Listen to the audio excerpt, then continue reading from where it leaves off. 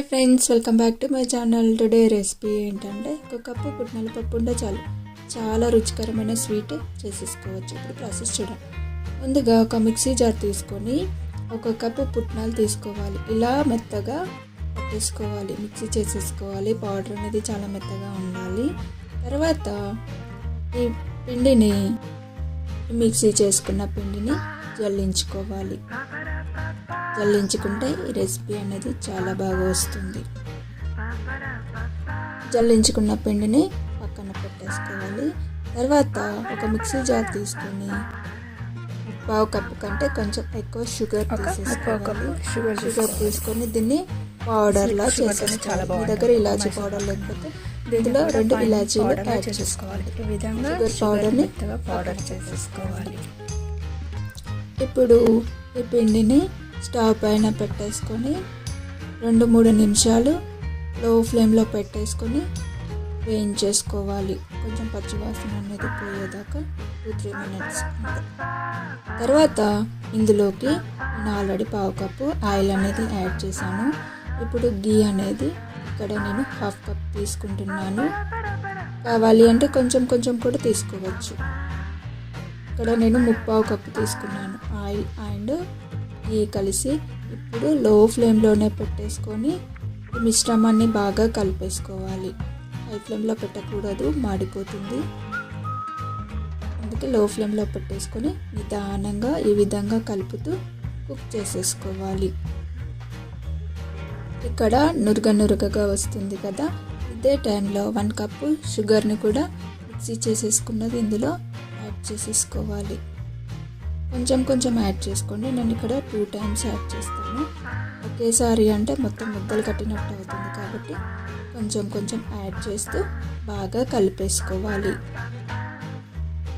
Sugar powder వేసాక కూడా లో ఫ్లేమ్లోనే పెట్టేసుకోవాలి. హై ఫ్లేమ్లో మాత్రం అస్సలు పెట్టకూడదు. ఇలా నిదానంగా కలిపేసుకోవాలి. అనేది రిలీజ్ అవుతుంది కదా, ఇదే టైంలో మిగతా షుగర్ పౌడర్ కూడా వేసేసుకొని బాగా కలిపేసుకోవాలి.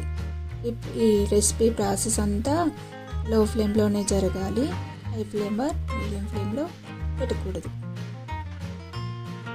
ఈ విధంగా కలుపుతూనే ఉండాలి.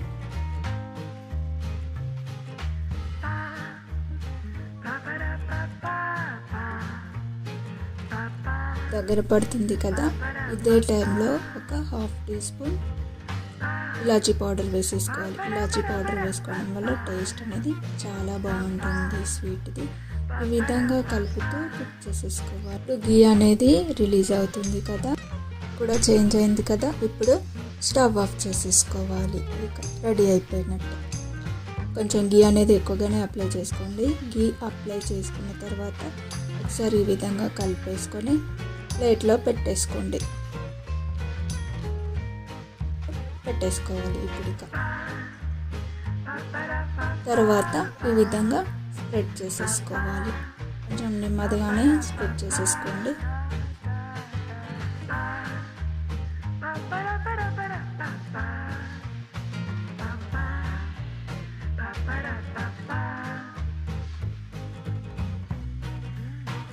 స్ప్రెడ్ చేసేసుకున్న తర్వాత చల్లారిపోయేదాకా పక్కన ఉంచండి. ఒక 35 to 40 మినిట్స్.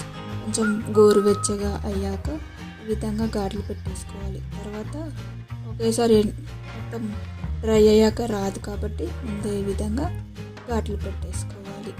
ఇలా పెట్టుకోవడం వల్ల చాలా సింపుల్గా తీసేసుకొని కట్ చేసుకోవచ్చు. మీకు ఏ షేప్లో కావాలి అంటే ఆ షేప్లో కట్ చేసుకోవచ్చు. ఇష్టమైన షేప్లో కట్ చేసేసుకోవచ్చు. ఇక్కడ నేను పూర్తిగా చల్లారిపోయాక చూపిస్తున్నాను. ఒక పీస్ని చూపిస్తున్నాను. చాలా సాఫ్ట్గా ఉంటుంది. నోట్లో వేసుకుంటే కరిగిపోతుంది. సేమ్ మిల్క్ మైసూర్ లానే ఉంటుంది. చాలా అంటే చాలా బాగుంటుంది. రెసిపీ చేసుకోవడం కూడా చాలా సింపుల్. ఈ విధంగా కట్ చేసుకొని ఒక బాక్స్లో పెట్టేసుకోండి. ఒక బాక్స్లో పెట్టుకుంటే 2 months వరకు తినేయచ్చు. ఫ్రిడ్జ్లో పెట్టేసుకుంటే చాలా అంటే చాలా బాగుంటుంది.